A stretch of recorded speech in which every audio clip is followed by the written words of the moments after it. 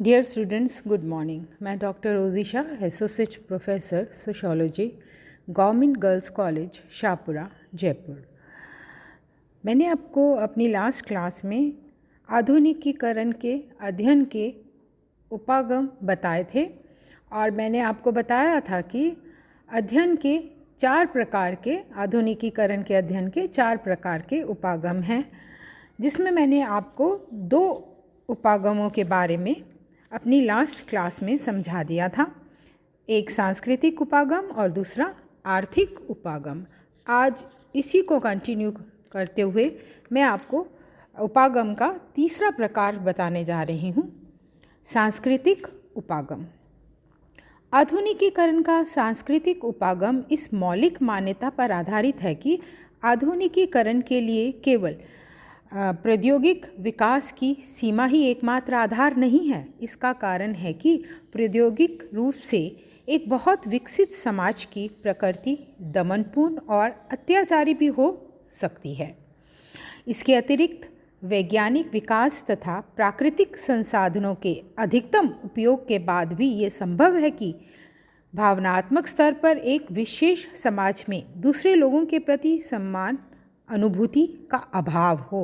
इसका अर्थ है कि केवल प्रौद्योगिकी विकास या तकनीकी या टेक्नोलॉजी का जो विकास है, वैज्ञानिक उपलब्धियों तथा प्राकृतिक संसाधनों के उपयोग के आधार पर ही आधुनिकीकरण को नहीं समझा जा सकता। सांस्कृतिक उपागम के अनुसार आधुनिकीकरण का मुख्य आधार एक ऐसी सांस्कृतिक व्यवस्था है जिसमें तार्किक मनोवृत्तियों और सार्वभौमिक मूल्यों का अधिक महत्व होता है।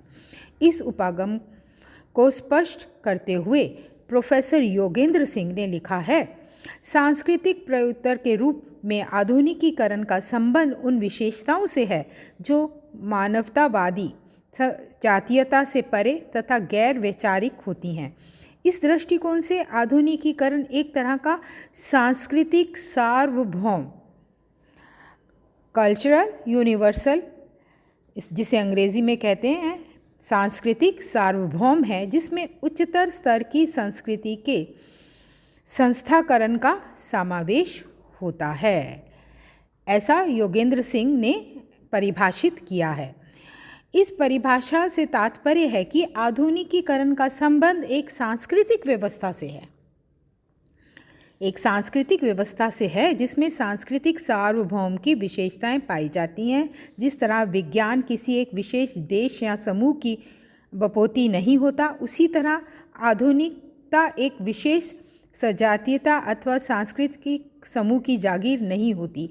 आधुनिकीकरण का संबंध एक ऐसी तार्किक मनोवृत्ति से है जिसके द्वारा सार्वभौमिक दृष्टिकोण को अधिक महत्व दिया जाता है तथा इसकी जड़ें एक वैज्ञानिक जीवन दर्शन से संबंधित होती हैं। ये विश्व दर्शन है, ये वह दर्शन है जो वैज्ञानिक आधार पर मानवतावादी विचारधारा के आंतरीकरण को महत्व देता है। आंतरीकरण को महत्व देता है। ये मनोवृत्ति है जिसमें दूसरों के प्रति अपने सम्मान अनुभूति करने का समावेश होता है। जब किसी समाज में प्रौद्योगिकी विकास तथा वैज्ञानिक ज्ञान इस मनोवृत्ति से संबंधित होते हैं, केवल तभी इस दशा को आधुनिकीकरण कहा जा सकता है।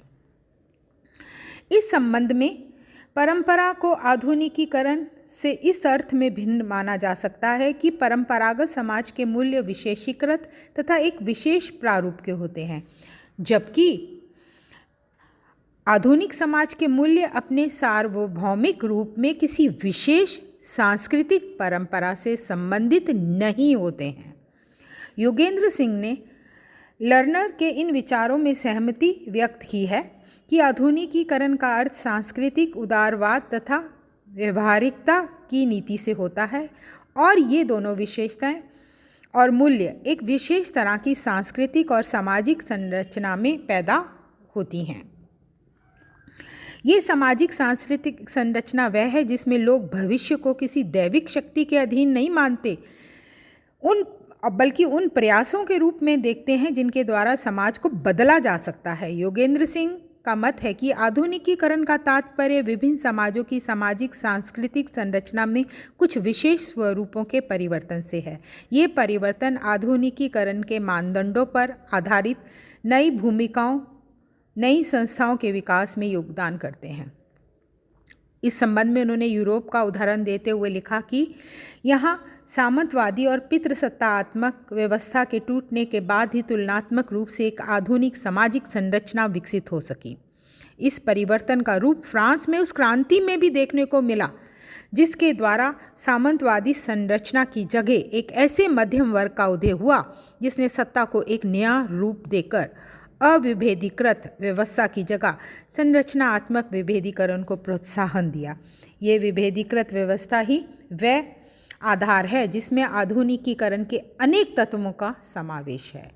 किसी समाज में जब संरचनात्मक विभेदीकरण बढ़ने लगता है तो इससे विज्ञान और प्रौद्योगिकी से संबंधित नवाचारों को भी प्रोत्साहन मिलता है। इन नवाचारों में कारखानों, प्रशासन और संचार के औपचारिक संगठनों को सुदृढ़ता मिलती है और ऐसे संबंध विकसित होते हैं जिनका संबंध आधुनिकीकरण के मूल्यों से होता है। योगेंद्र सिंह द्वारा आधुनिकीकरण के सांस्कृतिक उपागम से संबंधित कुछ निष्कर्ष दिए गए हैं। उन निष्कर्षों को मैं आपको बताने जा रही हूँ। पहला, आधारभूत रूप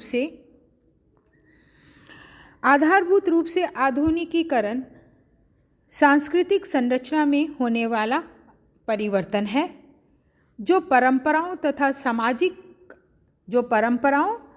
सामाजिक संरचना से स्पष्ट होता है तथा जिसमें तर्कपूर्ण व्यवहारों का मूल्यांकन एक ऐसे दृष्टिकोण से किया जाता है जो एक विशेष सामाजिक सांस्कृतिक व्यवस्था के लिए अनुकूल होता है। दूसरा निष्कर्ष जो उन्होंने दिया, किसी भी समाज में आधुनिकीकरण के दो मुख्य स्रोत हैं उनके अनुसार, एक आंतरिक तथा दूसरा द्योतिक या बाह्य स्रोत। आंतरिक स्रोत के रूप में परंपराओं में होने वाले परिवर्तन को लघु और वृहद परंपराओं के क्षेत्र में देखा जा सकता है तथा इस तरह के परिवर्तन सामाजिक संरचना और संस्थाकरण के नए रूपों में देखने को मिलते हैं। तीसरा, बाह्य स्रोत के रूप में जो तीसरा निष्कर्ष है वह है अभी जो मैंने आपको बताया, बाह्य स्रोत के रूप में भारत की परंपरा और सामाजिक संरचना में होने वाले परिवर्तन पश्चिमीकरण की प्रक्रिया में स्पष्ट होते हैं। ऐसे परिवर्तनों के फलस्वरूप भारतीय समाज में अनेक वृहद संरचनाओं के विकास को प्रोत्साहन मिला। चौथा, भारत में आधुनिकीकरण की मुख्य विशेषता यहाँ की परंपरागत संरचना में ही अनुकूलन की प्रक्रिया से उत्पन्न होने वाले परिवर्तनों से है। किसी तरह की संरचनात्मक पृथकता तथा संरचना के विघटन से नहीं है। इस दृष्टिकोण से आधुनिकीकरण तथा नव परंपरावाद साथ साथ चलने वाली प्रक्रियाएं हैं और इसी दशा को हम परंपरा का आधुनिकीकरण कहते हैं। आधुनिकीकरण की प्रक्रिया में परंपरा की निरंतरता भी देखने को मिलती है। इस दृष्टिकोण से आधुनिकीकरण की प्रक्रिया सांस्कृतिक संरचना के संदर्भ में भी समझी जा सकती है। पांचवा, आधुनिकीकरण का संबंध किसी सार्वभौमिक प्रारूप से नहीं है। विभिन्न समाजों में आधुनिकीकरण की प्रक्रिया का एक विशिष्ट रूप जो कि दूसरे समाज से भिन्न हो सकता है। इसका कारण यह है कि विभिन्न समाजों की संस्कृति तथा आधारभूत सामाजिक संरचनाओं में एक स्पष्ट भिन्नता होती है। अब मैं आपको गुरनार मिर्डल के विचारों के बारे में बताने जा रही हूँ। उन्होंने अपनी पुस्तक एशियन ड्रामा में गुरनार मिर्डल ने अपनी पुस्तक एशियन ड्रामा में भारत और एशिया के अनेक देशों के संदर्भ में आधुनिकीकरण की विवेचना सांस्कृतिक और सामाजिक संस्थाओं के ढांचे के संदर्भ में की है। प्रोफेसर सिंह के समान ही आपने अपने विचार प्रस्तुत किए हैं। उनके अनुसार एशियाई देशों में राष्ट्रीयता और लोकतांत्रिक संस्थाओं के विकास के बीच अधिक सामंजस्य नहीं है। स्वतंत्रता के बाद भी भारतीय समाज के संस्थागत ढांचे में कोई आधारभूत परिवर्तन न होने के कारण यहाँ अनेक तरह की विषमताएं विद्यमान हैं जैसे भारत में पंचायती व्यवस्था के रूप में शक्ति के विभेदीकरण को आधुनिकता के एक प्रमुख लक्षण के रूप में देखा जा सकता है, लेकिन यहाँ आज भी शक्ति कुछ प्रभावशाली लोगों के हाथ में ही केंद्रित है। इसके बाद भी गुरनार ने ये स्पष्ट किया है कि भारत और दक्षिण एशिया के देशों में जो संरचनात्मक और संस्थागत परिवर्तन हो रहे हैं उससे आधुनिकीकरण की प्रक्रिया को प्रोत्साहन मिला है। मिडल ने आधुनिकीकरण के लिए एक गतिशील और प्रेरक व्यवस्था को आवश्यक मानते हुए इस बात पर बल दिया है कि आधुनिकीकरण के लिए सांस्कृतिक मूल्यों में परिवर्तन होना भी जरूरी है, चाहे वह मूल्य स्वतंत्र प्रकृति के हों अथवा केवल साधन मूल्यों के रूप में हों। जहाँ तक भारतीय समाज का प्रश्न है, यहाँ की सांस्कृतिक और सामाजिक संरचना में कुछ विरोधाभास पाए जाते हैं। इस विरोधाभास पाए जाने के बाद भी इसके टूटने की संभावना बहुत कम है। ये वह दशा है जो भविष्य में यहाँ के आधुनिकीकरण में सहायक हो सकती है। इस संबंध में गुरनार का विचार है कि भारत की सांस्कृतिक संरचना से संबंधित विभिन्न मूल्यों में इस तरह लचीलापन पैदा हो रहा है जो सरलता से आधुनिकीकरण के साथ अपना सामंजस्य स्थापित कर सकते हैं। अब मैं आपको चौथा उपागम बताने जा रही हूँ, उद्विकासवादी उपागम। विभिन्न विचारकों द्वारा आधुनिकीकरण के उद्विकासवादी उपागम की विवेचना या तो संरचनात्मक प्रकार्यात्मक संदर्भ में की गई है अथवा द्वंद्वात्मक संदर्भ में की गई है। द्वंद्वात्मक उपागम ये मानता है कि समाज के स्थापित राजनीतिक आर्थिक संरचनात्मक ढांचे की जगह नए प्रारूप का विकसित होना आधुनिकीकरण के लिए आवश्यक है। इसके अनुसार किसी देश में संपत्ति के स्वामित्व और उत्पादन के साधनों के स्वामित्व के व्यवस्था में परिवर्तन का आधुनिकीकरण से गहरा संबंध है। द्वंद्वात्मक उपागम किसी भी ऐसे परिवर्तन को आधुनिकीकरण का आधार नहीं मानता जो तार्किक भोगवाद या एक मनोवैज्ञानिक गतिशीलता पर आधारित हो। दूसरा, संरचनात्मक प्रकार्यात्मक उपागम के अनुसार आधुनिकीकरण का तात्पर्य समाज का उपमानवीय स्तर से मानवीय स्तर की ओर बढ़ना है। और इस संबंध में पार्सन ने अपने एक लेख में लिखा है कि अवमानव तथा मानव के बीच होने वाले परिवर्तन एक लंबी प्रक्रिया से होकर गुजरते हैं तथा एक स्तर पर जाकर जब मानव एक सार्वभौमिक स्तर पर पहुंचने लगता है तब इसी दशा को आधुनिकीकरण कहा जाने लगा है। इस उपागम के अनुसार उसी परिवर्तन का आधुनिकीकरण कहा जा सकता है जो चार मुख्य पूर्व आवश्यकताओं से संबंधित हो, और ये आवश्यकताएं हैं: एक, भाषा के माध्यम से संचार; दूसरा, धर्म; तीसरा, सामाजिक संगठन; और चौथा, प्रौद्योगिकी। ये चारों पूर्व आवश्यकताएं एक दूसरे से संयुक्त होकर सामाजिक संगठन के लिए एक आधार बनाती हैं, जिसके द्वारा आधुनिकीकरण से संबंधित परिवर्तन स्पष्ट होने लगते हैं। इसका कारण है कि पूर्व आवश्यकताओं के आधार पर ही समाज में श्रृंखलाबद्ध रूप से सामाजिक स्तरीकरण, सांस्कृतिक वैधता, नौकरशाही संगठन, पूंजी और बाजार संकुल तथा लोकतांत्रिक संस्थाओं से संबंधित परिवर्तन उत्पन्न होते हैं। अब मैं इस संबंध में आपको कुछ और विचारकों के विचार भी बताऊंगी, लेकिन ये जान लेना भी ज़रूरी है कि आधुनिकीकरण में संरचनात्मक टूटन या विघटन तब पैदा होता है जब कुछ ऐतिहासिक या सांस्कृतिक दशाओं के प्रभाव से उद्विकास की प्रक्रिया अनियमित हो जाती है।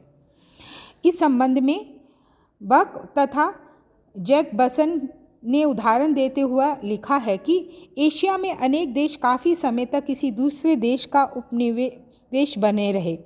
फलस्वरूप यहाँ प्रौद्योगिकी, सामाजिक स्तरीकरण तथा सत्ता की वैधता जैसे आधारभूत सार्वभौमिक मूल्यों के समुचित विकास के बिना ही लोकतांत्रिक संस्थाओं, नौकरशाही तथा परंपरागत सामाजिक संगठन को एक नया रूप देना आरंभ कर दिया था। आधुनिकीकरण के मूल्यों के बिना ही जब इन देशों में पश्चिमी संस्थाओं तथा प्रौद्योगिकी का उपयोग किया जाने लगा, तब उनके सामने ऐसी अनेक समस्याएं उत्पन्न होने लगी जिन्हें हम आधुनिकीकरण से उत्पन्न समस्याओं के रूप में देखते हैं। ऐसे विचार बक तथा जैकबसन ने बताए हैं। आधुनिकीकरण की विवेचना में उत्विकासीय उपागम को अधिक उपयोगी नहीं माना जाता। इस उपागम के अतिरिक्त अनेक विचारकों ने मनोवैज्ञानिक उपागम की विवेचना भी की है। इस मनोवैज्ञानिक उपागम के अनुसार आधुनिकीकरण के रूप में जिन परिवर्तनों का उल्लेख करते हैं, उन्हें प्रभावित करने वाली शक्तियाँ कुछ आंतरिक और मनोवैज्ञानिक प्रेरणाओं से प्रभावित होती हैं। और इस संबंध में मैक्लीलैंड ने लिखा है कि उपलब्धि की आवश्यकता एक ऐसी चालक शक्ति है जो प्रत्येक व्यक्ति को पहले से अधिक अच्छे ढंग से कार्य करने की प्रेरणा देती है। वास्तव में मनोवैज्ञानिक उपागम में चालक शक्ति की अवधारणा इतनी अमूर्त है कि इसके आधार पर आधुनिकीकरण को समझना बहुत ही कठिन है। विल्बर्ट मूरे ने लिखा है कि आधुनिकीकरण से संबंधित अधिकांश विचार आर्थिक विकास से संबंधित हैं, लेकिन कुछ वैधता होने के बाद भी आधुनिकीकरण का एकमात्र आधार नहीं है। ये संभव है कुछ समय के लिए राज्य शिक्षा तथा ग्रामीण विकास को प्राथमिकता दी जाए। हम आर्थिक विकास के आधार पर आधुनिकीकरण के औचित्य को सिद्ध करने का प्रयत्न करें, लेकिन केवल प्रति व्यक्ति आय अथवा आर्थिक विकास के बाद भी अनेक ऐसे सुधार शेष रह जाते हैं जो आधुनिकीकरण के लिए ज़रूरी हैं। प्रशासनिक क्षमता, तार्किक तथा मानवीय मूल्यों में वृद्धि करने वाली शिक्षा, भूमि सुधार तथा औद्योगिकरण का भौतिक संसाधनों के तार्किक उपयोग से समन्वय आदि इसी प्रकार की दशाएं हैं, ऐसा विल्बर्ट मूरे मानते हैं। अब हम गिडेनस के विचारों को जानेंगे। आधुनिकीकरण के मूल्यांकन से संबंधित हैं गिडेनस के विचार। उनके अनुसार परंपरागत समाजों का आधुनिक समाजों में संक्रमण होना ही आधुनिकीकरण है, लेकिन किसी समाज में एक शुद्ध आधुनिकता अथवा शुद्ध परंपरावाद को खोज पाना बहुत कठिन है। व्यवहारिक रूप से अधिकांश दशाओं में आधुनिकता और परंपरा के बीच एक सम्मिश्रण देखने को मिलता है।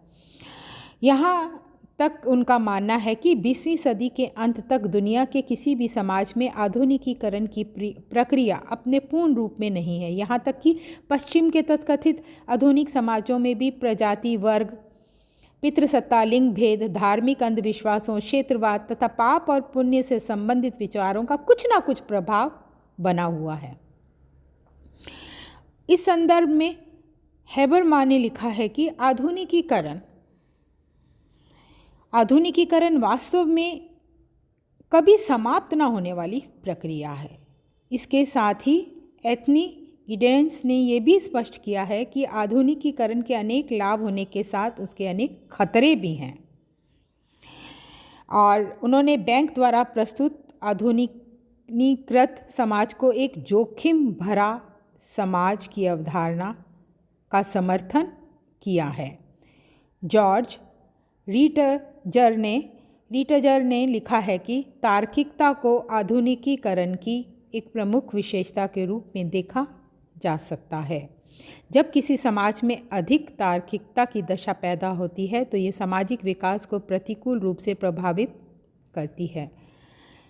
गिडेन्स ने जैसे समाजशास्त्रियों ने ये स्पष्ट किया कि पश्चिम के समाज आधुनिकीकरण की जिस प्रक्रिया से गुजर रहे हैं उसे उच्च आधुनिकता या लेट पछैती जो पीछे रह जाती है पछैती आधुनिकता का नाम दिया। इससे स्पष्ट है आधुनिकीकरण नव संस्कृति को स्पष्ट करने वाली अवधारणा है जो विभिन्न व्यक्तियों और समूहों की पारस्परिक संबंधों, व्यवहारों, मनोवृत्तियों, सांस्कृतिक एवं आर्थिक परिवर्तनों को व्यक्त करती है। अंत में योगेंद्र सिंह के विचारों को मैं एक बार पुनः आपको बताना चाहूँगी। योगेंद्र सिंह के अनुसार राजनीतिक विचारधाराओं की भिन्नता सांस्कृतिक तथा प्रजातीय वर्चस्व के अंतर विरोधों तथा विभिन्न राष्ट्रों के बीच संसाधनों की असमानताएं कुछ ऐसी दशाएं हैं जो आधुनिकीकरण की मूल्य संरचना में एक बड़ी खाई पैदा कर देती हैं। इस दशा में आधुनिकीकरण के किसी एक सार्वभौमिक मॉडल की जगह ये ज़्यादा उपयोगी प्रतीत होता है कि कुछ विशिष्टतावादी वृद्धि प्रतिमानों के आधार पर आधुनिकीकरण की विवेचना की जाए। Thank you.